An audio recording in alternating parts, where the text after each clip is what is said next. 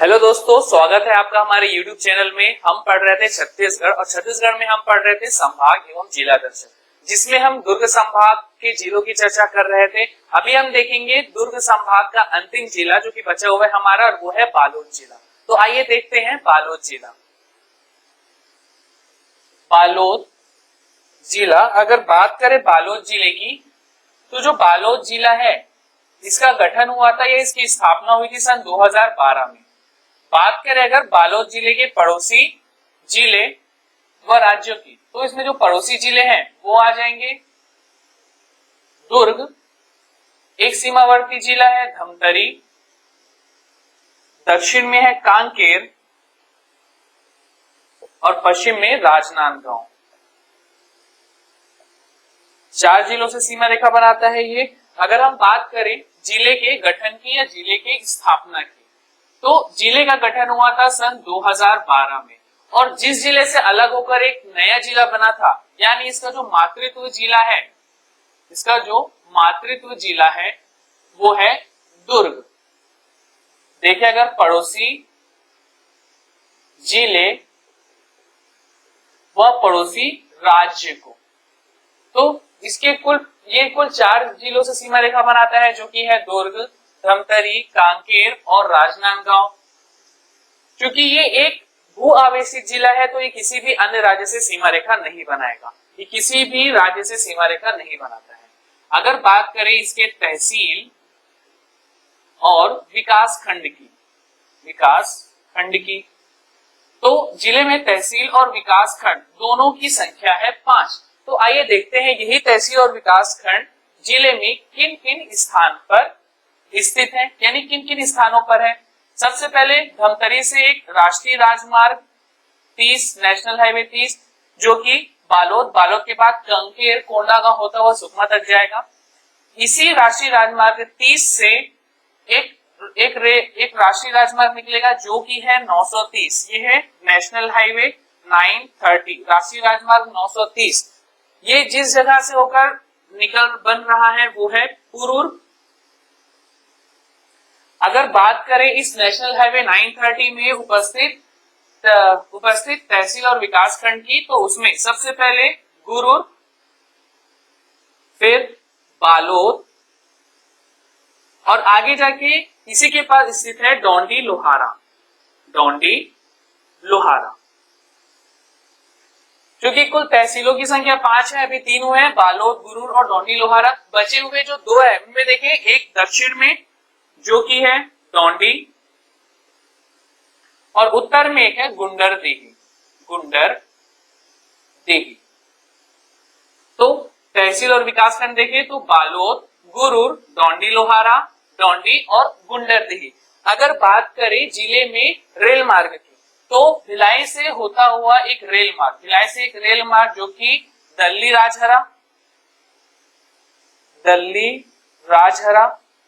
और दल्ली राजहरा के बाद यहां से फिर भानु प्रतापपुर तक जाता है।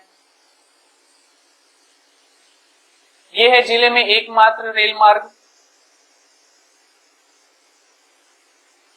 उसके पश्चात अगर हम बात करें जिले में प्रवाहित होने वाली नदियों की, तो इसमें यहीं से एक नदी निकलेगी बालोद जिले से, जो कि है खरखरा नदी। कांकेर जिले से एक नदी निकलकर आ रही है जो कि है तांदुला नदी। इसी तांदुला नदी के किनारे बसा हुआ है बालोद, और इसी तांदुला नदी में स्थित है तांदुला डैम। एक अन्य नदी जो कि है खारून नदी, इसकी पूर्वी सीमा रेखा बनाते हुए बहती है। तो ये तो हुई कुल नदियां, खरखरा, तांदुला नदी और खारून नदी। अगर हम बात करें जिले के कुछ मुख्य विशेष स्थानों की, तो उसमें आ जाएंगे, बालोद के पास आ जाएंगे आपके चिरचारी, सोरर, करका भाटा, करही भदर, झलमला और मुजगहन। ये कुछ मुख्य विशेष स्थान है। उसके अलावा हम देखेंगे बालोद जिले को, डोंडी लोहारा और खारो नदी। आइए चर्चा करें इसी तहसील और विकासखंड के कुछ मुख्य स्थानों की। तो उसमें सबसे पहले हम देखेंगे बालोद। बालोद, अगर बात करें बालोद की, तो बालोद जिले का जिला मुख्यालय है। बालोद जिले का जिला मुख्यालय है। ये तांदुला नदी किनारे स्थित है। तांदुला नदी किनारे स्थित है और यहीं पर स्थित है कपिलेश्वर महादेव का मंदिर। कपिलेश्वर महादेव मंदिर। इसके बाद हम बात करते हैं डोंडी लोहारा की। डोंडी लोहारा जो कि एक जमींदारी क्षेत्र रहा है।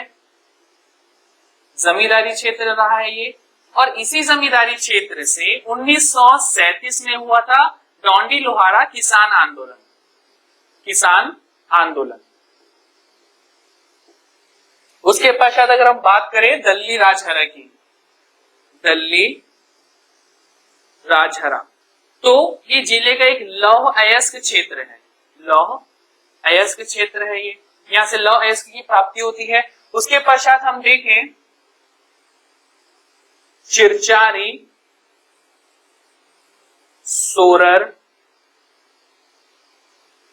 करका भाटा,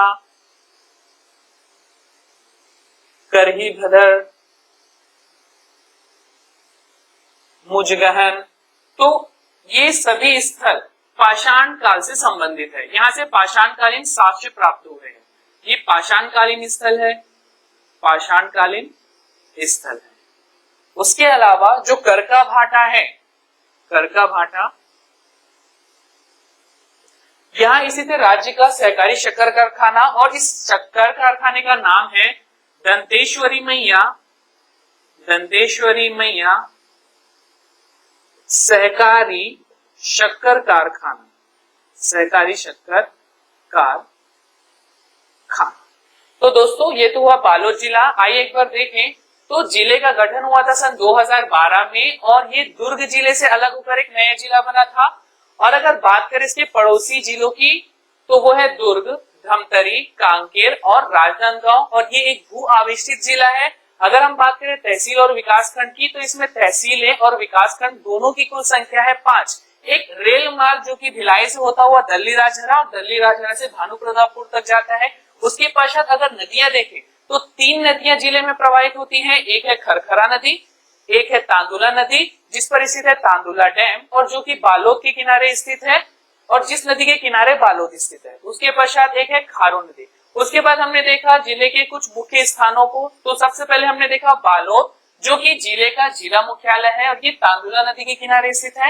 यहीं पर स्थित है कपिलेश्वर महादेव का मंदिर। उसके पश्चात में देखा डोंडी लोहारा जो कि एक जमींदारी क्षेत्र रहा है इतिहास का, और इसी डोंडी लोहारा से 1937 में हुआ था किसान आंदोलन। उसके पश्चात दल्ली राजहरा जो कि लौह अयस्क की खानों के लिए प्रसिद्ध है, और हमने देखा चिरचारी, सोरर, करका भाटा, करगी भदर, मुजगहन जो कि पाषाणकालीन स्थल है। इन्हीं स्थलों से पाषाणकालीन साक्ष्य प्राप्त हुआ है। और अंत में हमने देखा करका भाटा, जहां पर की राज्य का शक्कर कारखाना जो जिसका नाम है दंतेश्वरी मैया शक्कर सहकारी शक्कर कारखाना, वो स्थित है। तो दोस्तों हमने देखा बालोद जिला। अब यहाँ पर हमने 3 संभाग को पूरा कर लिया है, रायपुर संभाग, बिलासपुर संभाग और दुर्ग संभाग। अब आगे हम एक नए संभाग की चर्चा करेंगे जो कि है हमारा बस्तर संभाग। आइए देखते हैं बस्तर संभाग। बस्तर संभाग बना था 1981 में। अगर बात करें संभाग के संभाग मुख्यालय की, संभाग मुख्यालय की, तो इसका जो संभाग मुख्यालय है वो है जगदलपुर, और इसमें उपस्थित कुल जिलों की संख्या है 7। जो बस्तर संभाग है वो छत्तीसगढ़ में उपस्थित प्रत्येक संभाग में सर्वाधिक क्षेत्रफल ग्रहण करने वाला संभाग है। सर्वाधिक क्षेत्रफल इसी संभाग का है, और जिलों की संख्या भी इसी संभाग में सर्वाधिक है जो कि 7 है। और ये जो 7 जिले हैं उनमें है कांकेर, कोंडागांव, बस्तर, नारायणपुर, दंतेवाड़ा, सुकमा और बीजापुर। 7 जिले कांकेर, कोंडागांव, नारायणपुर, बस्तर, दंतेवाड़ा, बीजापुर और सुकमा। अब अगर बात करें इन जिलों के गठन की या जिला निर्माण की, ये जिले कब कब बने, तो सर्वप्रथम जब रियासतों का विलयीकरण हो रहा था, कब? 1 जनवरी 1948 में जब रियासतों का विलयीकरण हो रहा था, तो उसमें एक जिला बना था बस्तर। बस्तर जिला बना था। इसी बस्तर जिले का सन 1998 में 1998 में पुनर्गठन हुआ, जिससे 2 नए जिले बने। और जो 2 नए जिले बने उनमें से एक है उत्तर बस्तर कांकेर, उत्तर बस्तर कांकेर, और एक है दक्षिण बस्तर दंतेवाड़ा। दक्षिण बस्तर दंतेवाड़ा। बस्तर जो कि 1998 का जिला है, 1948 का जिला है, 1998 में कांकेर और दंतेवाड़ा। उसके पश्चात अगर बात करें बस्तर की, तो इसी बस्तर का सन 2007 में फिर से पुनर्गठन हुआ और उससे नया जिला बना नारायणपुर। और दंतेवाड़ा का भी 2007 में पुनर्गठन हुआ, जिससे जो नया जिला बना वो था बीजापुर। बीजापुर 2007 में जो जिले बने वो है नारायणपुर और बीजापुर। नारायणपुर बना था बस्तर के पुनर्गठन से और दंतेवाड़ा के पुनर्गठन से बना था बीजापुर। उसके बाद जो दो अन्य जिले बचे हैं, जिनमें से एक है कोंडागांव, तो सन 2012 में बस्तर के पुनर्गठन से कोंडागांव जिला बना और सन 2012 में ही बस्तर के दंतेवाड़ा के पुनर्गठन से जो नया जिला बना वो था सुकमा।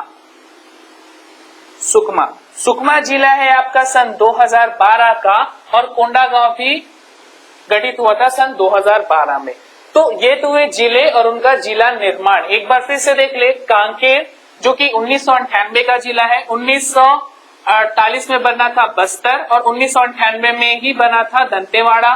2012 में 2 नए जिले बने जो कि थे कोंडागांव और सुकमा, और 2007 में 2 नए जिले बने जो कि थे नारायणपुर और बीजापुर। उसके बाद अगर हम बात करें इस राज्य में परिवहन की या इनके जिला मुख्यालयों की, तो उसे देखते हैं।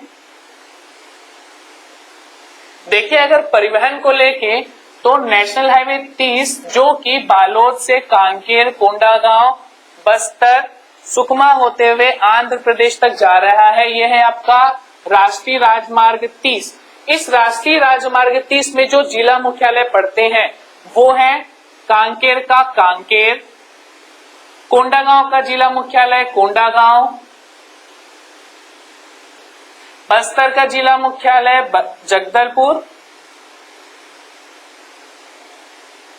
और सुकमा का जिला मुख्यालय सुकमा। इन जिला मुख्यालयों के अलावा अन्य तहसील विकास खंड जो इस नेशनल हाईवे 30 में पड़ते हैं, उसमें कांकेर का चरामा, कोंडागांव में केसकाल और फरसगांव, जगदलपुर में आ जाएगा बस्तर और दरभा, सुकमा में छिंदगढ़ और कोंटा। इसी कोंडागांव से नारायणपुर को जोड़ता हुआ एक हाईवे जो कि है नेशनल हाईवे 130D, नारायणपुर को जोड़ता है ये नारायणपुर। एक अन्य नेशनल हाईवे जो कि उड़ीसा से होकर आ रहा है जो कि है नेशनल हाईवे 63, राष्ट्रीय राजमार्ग 63, जो कि बीजापुर के जिसमें उपस्थित है बीजापुर का मुख्यालय, जिला मुख्यालय बीजापुर। और इसी नेशनल हाईवे 30 में दंतेवाड़ा में दंतेवाड़ा के गीदम से एक राष्ट्रीय राजमार्ग जो कि दंतेवाड़ा को जोड़ता है वो है राष्ट्रीय राजमार्ग 163A। और इसी नेशनल हाईवे 63 से एक नेशनल हाईवे 163A जो कि तेलंगाना की ओर जाता है। तो ये तो हमने देखा कि नेशनल हाईवे और उनमें उपस्थित जिला मुख्यालय और अन्य तहसीलें और विकास खंड। अब अगर बात करें इस संभाग में रेल परिवहन की, तो उसमें बालोद से भानु प्रतापपुर तक, बालोद के बेला दलीराजहरा से भानु प्रतापपुर तक एक रेल मार्ग है, और उड़ीसा के जयपुर से जगदलपुर और फिर जगदलपुर से दंतेवाड़ा के बेलाडीला तक एक रेल मार्ग गया है, दंतेवाड़ा के बेलाडीला तक। ये दो रेल मार्ग। अब अगर बात करें जल मार्ग की या जल परिवहन की, तो शबरी नदी जो कि उड़ीसा से निकलकर उड़ीसा छत्तीसगढ़ की सीमा रेखा बनाते हुए बहती है और कुमावरम में गोदावरी से जाके मिलती है। इस शबरी नदी में राज्य की एकमात्र जल परिवहन योजना संचालित है। शबरी नदी में जल परिवहन। अब अगर देखें इसके बाद इस संभाग में उपस्थित कुछ मुख्य नदियों को, तो ये जो पूरा जो बस्तर संभाग है ये गोदावरी अपवाह तंत्र का हिस्सा है। गोदावरी नदी जो कि इसकी सीमा रेखा से होकर गुजरती है और इसकी जो सभी जो मुख्य नदियां हैं वो इसी गोदावरी नदी में अपना जल प्रवाहित करती हैं। गोदावरी अपवाह तंत्र का हिस्सा है ये। अब इसी गोदावरी की दो मुख्य सहायक नदियां हैं, एक तो हो गई शबरी जो कि कुमावरम में मिलेगी, और एक है उड़ीसा से आने वाली इंद्रावती नदी, जिसे कि बस्तर संभाग की जीवन रेखा भी कहा जाता है। बस्तर की जीवन रेखा कहा जाता है इंद्रावती को। और अगर हम देखें इंडिविजुअल इस इंद्रावती नदी को, तो इसकी एक सहायक नदी जो कि कोंडागांव से होकर आ रही है जिसका नाम है नारंगी, और उत्तर की ओर से आने वाली एक अन्य सहायक नदी इंद्रावती की जो कि राजनांदगांव से आ रही है वो है कोटरी नदी। इसी कोटरी नदी के किनारे स्थित है परलकोट, जहां से परलकोट विद्रोह हुआ था, कोटरी नदी। और अगर बात करें दक्षिण में, तो दक्षिण में इसमें दंतेवाड़ा के से आके मिलेगी डंकिनी और शंखिनी नदी। शंखिनी नदी का मैंने एस बनाया है, एस शंखिनी नदी।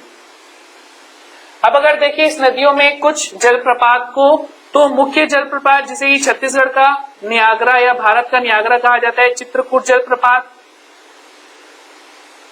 और इसी इंद्रावती नदी में स्थित है सप्तधारा या सतधारा जलप्रपात दंतेवाड़ा में, और दंतेवाड़ा में ही इंद्रावती नदी में ही संचालित है बोध घाट परियोजना, बोध घाट परियोजना।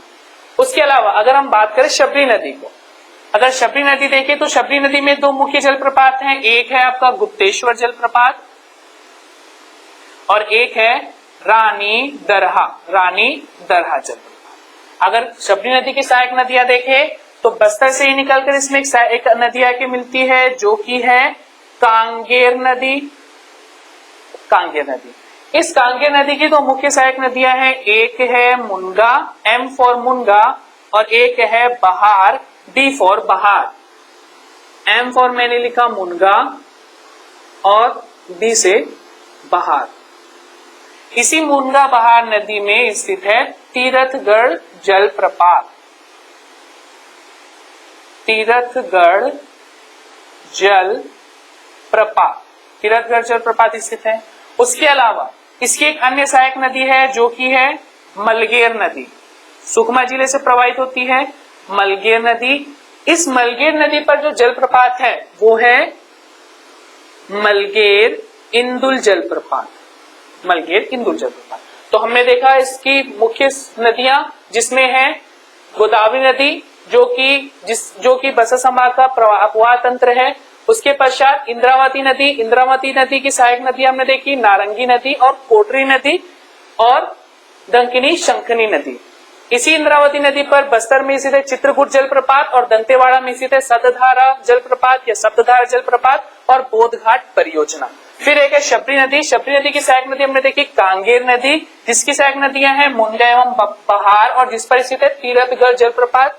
और इसी शबरी नदी की एक अन्य सहायक नदी है जो कि है मलगेर, और मलगेर नदी पर स्थित है मलगेर इंदुर जलप्रपात। और खुद शबरी नदी में ही दो जलप्रपात स्थित है जो कि है गुप्तेश्वर जलप्रपात और रानी दरहा जलप्रपात। उसके पश्चात अगर हम देखें इस संभाग के वन्य जीव अभ्यारण्य को, तो जो छत्तीसगढ़ है, छत्तीसगढ़ में नेशनल पार्क की कुल संख्या 3 है, जिसमें से 2 नेशनल पार्क इसी संभाग में स्थित है, जिसमें से एक है आपका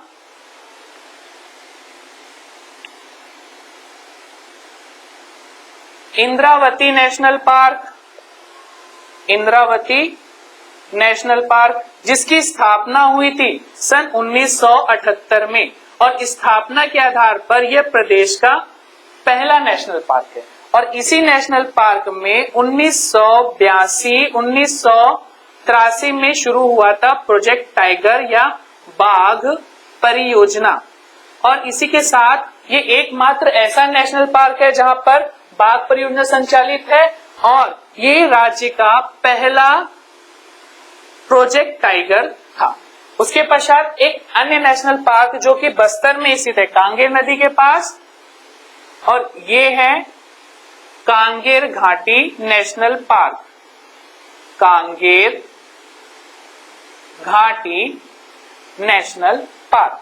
देखिए अगर कांगेर घाटी नेशनल पार्क को, कांगेर घाटी नेशनल पार्क, तो जो कांगेर घाटी नेशनल पार्क है इसकी स्थापना हुई थी सन 1982 में, और इसी कांगेर घाटी नेशनल पार्क में संरक्षण किया जाता है पहाड़ी मैना का, पहाड़ी मैना का, जो कि राज्य की राजकीय पक्षी है।